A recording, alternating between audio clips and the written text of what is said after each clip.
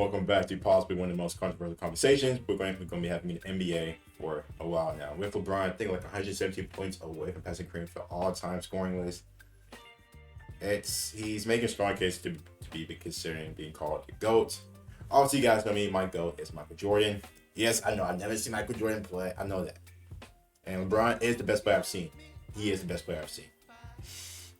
But I still have to take Mike. It sounds crazy, but yeah. But much you guys figured out, I was actually with a couple of my players I was with yesterday where I helped. And we had a pretty passionate debate. I don't know, hopefully they're not seeing this. But it was some good talk, some great talking. Shout out to them. But anyway, we are finna check out the harsh about the GOAT debate. Shout out to man Jimmy High Roll again with the banger. Let's go ahead and just get started with the video. It's gonna be a lot of just good points, interesting points. LeBron or Mike. Obviously, we do know a lot about the older generation chooses Michael Jordan, but a lot about the younger guys choose LeBron. So it's funny because both of them are two of the greatest players of all time. It's just that simple. But anyway, let's get started with the video. Don't forget to like the video and sub as well. As always, if you are new to the channel, and let's just get started, man. Looking forward to it. God dang. It's never gonna end. Jesus Christ. LeBron's reign over the NBA. I've just come to the conclusion that LeBron is hacked into the Matrix and has transcended aging. LeBron is in his 19th NBA season and is somehow still one of the best players on the planet. 20 seasons This now. isn't supposed to happen. 99% of NBA players peak in their mid to late 20s and then slowly regress as they age, eventually becoming a liability to their team and inevitably sailing off into the sunset washed up and content with their achievements. But not LeBron. The man is fighting his age like he's got a grudge on time itself. And the more he piles up on these mind-bending feats, the more we must ask ourselves the question, and I really hate to do this, but is LeBron the greatest basketball player of all time?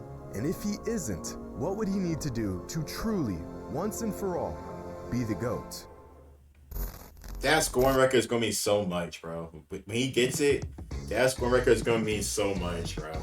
And it's going to be to me as well, though. I uploaded my first basketball-related video onto this channel. The title of that video is LeBron the GOAT. You can still watch this video today, but since it's an absolute dog water of a production, I highly recommend you steer clear of it. To summarize the video, I gave 10 reasons why LeBron would retire as the GOAT. Fast forward 5 years and thousands of hours of watching games, collecting data, and gathering context in this sport that we love. I've since changed my ways and realized that Michael Jordan is the greatest basketball player of all time. That's right. But my original assessment from 5 years ago Damn, my freaking hair is itching. completely changed. Because I never said LeBron was the GOAT at the time. I just gave 10 reasons why LeBron would retire as the GOAT. But ever since I dropped that video, I've pretty much avoided the GOAT conversation altogether. I've put a spin on the idea of the greatest players in certain aspects of the game. I've talked about the greatest scorers. I've ranked players using purely numbers. But I've never really broken down who the greatest player is, in my opinion, because I just feel like the topic is a bit redundant. And ESPN already gives you a daily update on the GOAT debate anyways, so no need for me to do it. But I think it's time we actually discuss this, because what LeBron is doing at this point in his career is just absurd. It's crazy. At the moment, there are pretty much 3 different camps on the whole GOAT debate. People who think Michael Jordan is the GOAT, people who think LeBron is the GOAT, and people who are wrong. So this was 10 months ago. I know that. 75% of people said Michael over LeBron. Now listen, I know that's just a lot of just old heads to a lot of people now, but I know it's weird because it seems like the older generation doesn't really respect LeBron. I don't really understand that. It's probably the most weirdest thing to me. Like, so I just never really understood why. I'm just joking, of course. But It's weird. I'd say about 75% of people fall into the MJ's the GOAT category, about 20% of people fall into the LeBron's the GOAT category, and about 5% fall into the other category. Usually these other fans believe the GOAT is Wilt or Kobe or Kareem. There's not many of them, but boy, will they die on that hill. See, the thing here is that a lot of the fans in MJ's corner believe that he is and will forever be the GOAT. Always. But realistically, is there anything LeBron can do to surpass him? I mean, there's got to be some sort of objective metric we can use to distinguish the greatest player of all time. Is that my Knicks? No God, opinion, Jesus Christ, no bias, chill out. Just the facts. If LeBron somehow won 4 more championships and retired with 8 rings, he'd undoubtedly be the GOAT. Yeah. Right? Jeez. So there are paths for him to become the greatest ever. But where does that threshold lie, and what would LeBron have to achieve to get there? Who is that creeping on my window? First, let's just take a look at the basic numbers. Between Michael and LeBron, LeBron has more career points, rebounds, assists, blocks, more triple-doubles, higher field goal percentage, and a higher three-point percentage. And Michael has more steals and a higher free throw percentage. Okay. All right, so first thing first, like I said, Michael Jordan retired twice. He was out for 2 years during his prime in the 90s. So that's why I've always credited to why Michael never retired. What if he actually played through the whole 90s? Dude probably would have won like the whole decade. Because he had 2 3-peats in 1 decade. Who does that? Who does that? Who has 2 3-peats in 1 decade? Come on now. Now, like I said, if he played a lot longer, then yeah. You know what I mean? I think a lot of Michael's stats would have been a lot greater. But you have to take into account that he retired for like 2 years. And then after he won his last championship, he retired again and came back. So it was a Brett Favre type of stuff. I mean, also LeBron's done consecutively for years, which holds a greater account to it. But I've always said, well, Jordan never retired this first time. But this whole argument, but I don't blame him for retiring though, just because of the reason why he did retire. LeBron's longevity and sustained excellence. These numbers don't prove that LeBron's a better scorer, or rebounder, or defender, or shooter than Jordan. They just prove that LeBron's been good at these things for a very, very long time. These numbers also show just how versatile LeBron is. Yeah. Possibly his most valuable asset. This is passing. So instead of looking at career totals, let's look at career averages. Michael averages more points and more steals, and LeBron averages more assists and more rebounds. And as much as it pains me to say, they didn't shoot threes back then, though. Usually where the argument for the GOAT ends for most people. Throw in a required comment about their finals records, and you pretty much have a condensed version of most GOAT debates. But there is so much more to unpack here. So let's unpack it. Advanced stats. Shout out to advanced stats. That's my favorite thing. Y'all know how much I like advanced stats. Per 100, they don't tell all the that. Full story, but if you know which ones to look for, you can discover some nuances in a player's game that you won't get by just watching them play. Player efficiency rating, win shares per 48, offensive box plus minus, defensive box plus minus, value over replacement, and true shooting percentage. These 6 advanced stats give us efficiency, production, value, impact, and pretty much everything in between. These are probably my 6 most important stats that I like doing. I like looking at as well. I also like doing the plus minus a little bit, but the plus minus can be a tad bit iffy because they can be on the court with some not great players. And obviously, the performance is not going to look as good. But I think these are, especially the win shares per 48, also true shooting percentage, because that takes into account, and in these 6 advanced threes, free throws, and just regular Jordan shooting as well. Exceeds LeBron in 5 of them. He's more efficient overall. He contributes to more wins. He contributes to more points. He's better on defense, and he is generally more valuable on the court than LeBron is. The only advanced stat where LeBron tops Jordan is true shooting percentage. Now, in terms of who's a better basketball player, nearly every metric points to Michael Jordan. But really take a look at these numbers, and it's actually uncanny just how close LeBron is to MJ across the board. Just a fraction behind Jordan in pretty much everything. But these numbers aren't even addressing who's greater, because that conversation would involve accolades and accomplishments and impact on the game. Take away the rings, the influence, the intangibles, the opinions, and it's virtually objectively true that Michael was a better basketball player than LeBron. But the GOAT debate isn't necessarily about who is the better player. It's about who is the greatest player. We've got some more unpacking to do. Michael Jordan problem. Now, That's we facts. cannot have a thorough GOAT debate without discussing the accomplishments of each player. Numbers are cool and they have their purpose, but numbers alone aren't indicative of greatness. They're just a vehicle to greatness. This is why, despite James Harden spending half a decade piling up some of the greatest scoring numbers in NBA history, most people don't consider him greater than some players with far lesser offensive numbers. The numbers complement the accolades, not the other way around. This is also why I consider Wilt Chamberlain to have been a better basketball player than Bill Russell, but Bill Russell was greater than Wilt. Wilt achieved his greatness 50 through points his in numbers, one season, whereas Russell achieved his greatness by contributing to an unrelenting style of winning basketball. So let's take a look at the accomplishments of both Michael Jordan and LeBron James. Now, there are plenty of other awards a player can earn in the NBA, but these are the ones that really stand out on a player's resume. Championships, Finals MVPs, regular season MVPs, Defensive Player of the Year, All NBA selections, and All Defensive Team selections. And amongst these 6 categories, Jordan beats LeBron in 5 of them. And Michael accomplished all of this in just 15 seasons to... Can we just say how impressive 11 All NBA is, and we'll post at least over 75-8% at his first team All NBA. That's ridiculous. I've always said regarding Mike.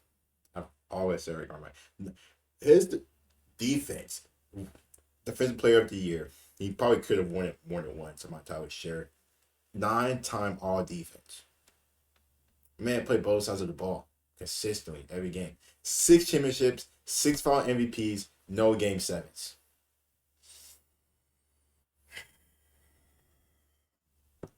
Okay, am I biased right now? Maybe I am.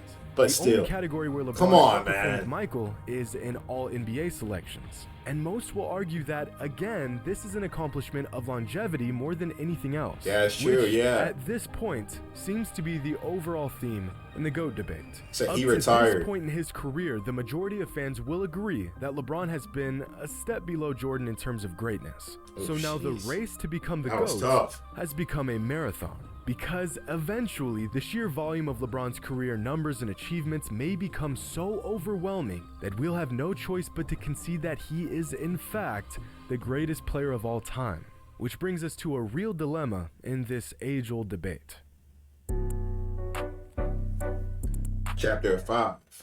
The flame that burns twice as bright burns half as long. God a dang, great quote by Sabonis. the ancient Chinese philosopher Lao. Also, All-Star, my guy, Demontis Sabonis. He should be an All-Star this year.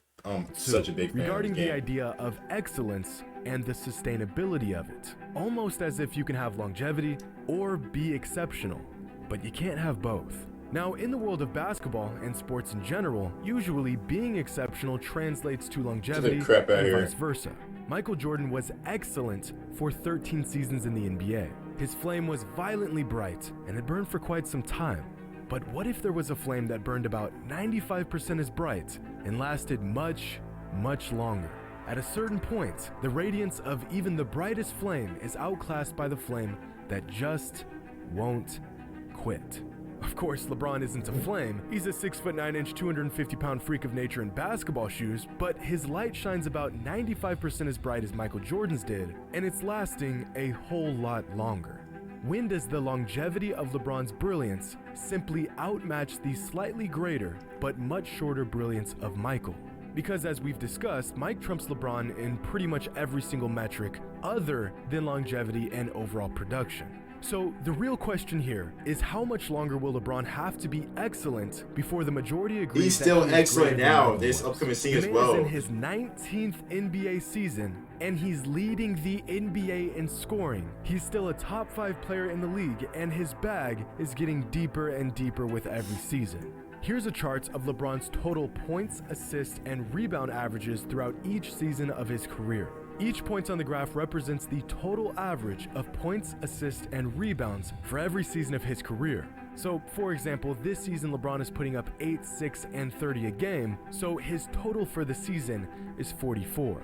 Now, in the NBA, anything above a total of 40 is That's good. exceptional. Yeah. LeBron's total production has exceeded 40. And there ain't too many players right now. Obviously, you got LeBron, you got Luka, you got Jokic, you got Embiid, you got, yes, SGA's up there. You know, Durant and all of them. There's no words, man.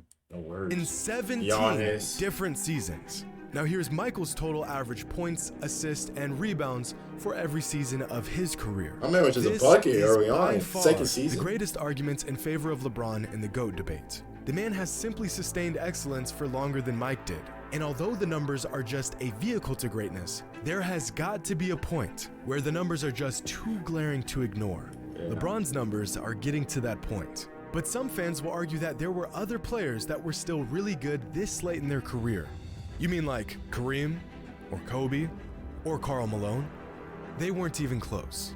LeBron's already the only player to be a part of the 30K, 10K, 10K club. Aside from a freak injury, he'll undoubtedly break Kareem's scoring record. Yeah. He'll probably play the most seasons in his NBA career. He already has the record for most All-NBA selections, and he's still adding to what is probably the longest career highlight reel with moments like this. If LeBron is still doing this in a couple years, while too bad Lakers just not good right now, though. Numbers, I really think it's going to be difficult to say that he's not the greatest player ever. You know what? I'm just gonna say it. While LeBron's legacy is growing as he plays more seasons, Michael's legacy would have been slightly diminished if he played more seasons. Of course, this isn't a matter of fact, but all the evidence points towards this assumption. Michael Jordan retiring after playing just 13 NBA seasons in 1998 was the best thing he could have ever done for his legacy. The Bulls were not going to win another championship, and the backbone of the dynasty he had built had all but vanished by the beginning of the 1999 season. Yeah. If he had played through that 3-year retirement gap from 1999 to 2001, he would have either stayed with the Bulls and put up huge numbers on a losing team, or signed with a different team and chased rings. Both options being far less illustrious than him going out on top with the team that drafted him. Michael's career was the perfect storm. He was drafted by a franchise that was ready and willing to build around him. He was on a roster that suited his skill sets extremely well, and he and the Bulls peaked right as the dominant teams from the 80s and early 90s like the Lakers, Celtics, and Pistons began to fade away. You could not have written a better career if you tried. On the other hand, despite his success, LeBron really got the short end of the deal many times throughout his career. He spent his first 7 seasons in the NBA playing for a team that could not have cared less about building a coherent team around him. He spent 4 straight finals going toe-to-toe with the most dominant dynasty in modern NBA history outside of Jordan's Bulls. While Michael was surrounded by players who were all willing to buy into their system, LeBron has spent many years carrying the load of bad rosters and seemingly incompetent teammates. Part of which is his own fault for trying to play GM and putting together piss-poor rosters. And I bring up these small nuances because the GOAT debate is very nuanced. As much as people want to act like the whole 6-0 in the finals is the end-all be-all to the discussion, it's not. It's just not. If rings were all that mattered, then Bill Russell would be the GOAT. Robert Horry had like 7 or 8. That doesn't count. Okay, well then Robert Horry is the GOAT because he has 7 rings to Jordan's 6. Well yeah, but Horry wasn't the best player on any of those championships. Okay, so is the argument about rings, or is it about being the best player on the court, or a mixture of both? Is a player's performance, despite how masterful it was, all in vain if his team loses? The line becomes less and less clear the deeper you dig. No single metric can be used to determine this debate. And the unpacking of every small minute detail is a necessary burden. But unfortunately, it's a burden that most fans won't bother to take on. It's funny just how crazy LeBron is. At the moment, still doing it, I personally believe Michael Jordan is the greatest basketball player of all time. I also think he's the best basketball player of all time. But unlike some fans, I don't think the door has closed on LeBron. It's not. I think that if LeBron can continue to dominate the league for a few more seasons and continue to shatter our previous notions of what we thought was possible in a single NBA career, I think that he has a chance to retire as the greatest player of all time. But of course, only time will tell. And fortunately for LeBron, time seems to perpetually be on his side. Just goated. It just absolutely goated, man. Shout out to man Jimmy. Absolutely goated. No words. Them advanced stats really said a lot, man. It's not just points per game, rebounds. It's, offensive win shares. The value over replacement. True shooting. PER. Pi.